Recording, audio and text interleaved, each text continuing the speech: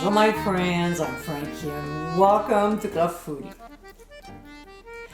For almost 40 years, I always liked going to Japanese restaurants until COVID. During this terrible time, it forced me to duplicate recipes. And finally, this is how I was able to enjoy a favorite of mine, shrimp and vegetable tempura. With a light, airy, and crispy batter, this amazing recipe is easy to make.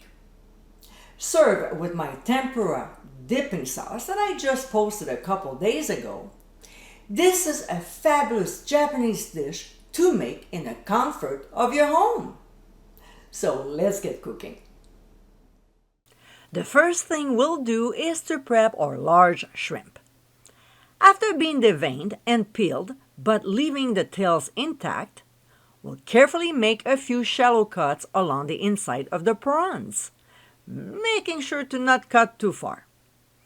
About every quarter inch or so, I normally do around 5 to 6 incisions. Now, I wasn't aware, but my camera shut down, so here's what has to be done after the cuts are made. We'll flip them over, belly side down, and gently push down on each cut with our fingers. We should hear each muscle break under the pressure.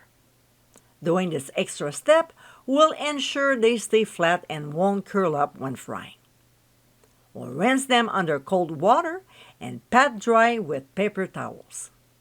We'll lay them on a plate lined with more paper towels.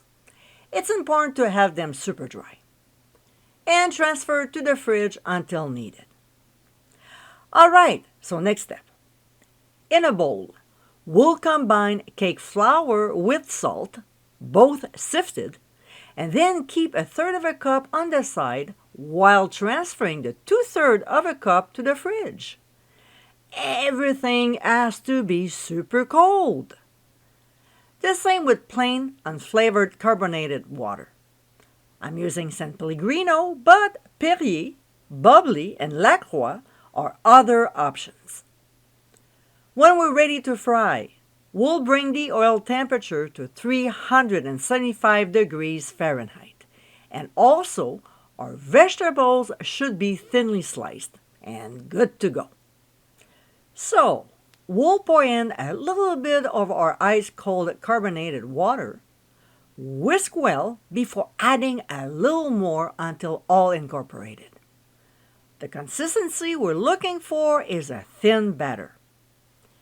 Now, working with one ingredient at a time, and that includes the prawns, we'll dip it in the flour mixture, shaking off any excess, and then dip it in the batter. We'll place it on a plate before looking after another ingredient. I like to fry maximum 4 ingredients at the same time, and you'll see why. Now that our oil has reached 375 degrees Fahrenheit, we'll carefully drop in our prepared ingredients, making sure they don't stick together.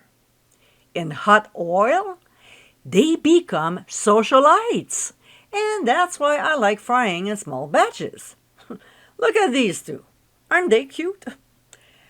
Depending on the veggie, we'll fry them between 2 to 4 minutes. On the blog, I wrote the cooking time for a few, so check it out. For the prawns, it takes about 3 minutes or until golden brown.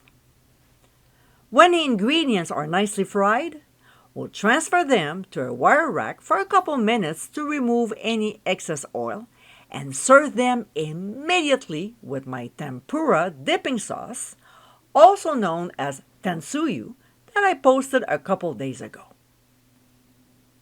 And my friends, this is our shrimp and vegetable tempura. Surprisingly, this homemade recipe is very easy to make with delicious results as good or better than your favorite Japanese restaurant. I hope you give them a try soon. And be sure to visit clubfoodie.com for ingredient amounts. directions, and more info. Until next time, my friends, bon appétit!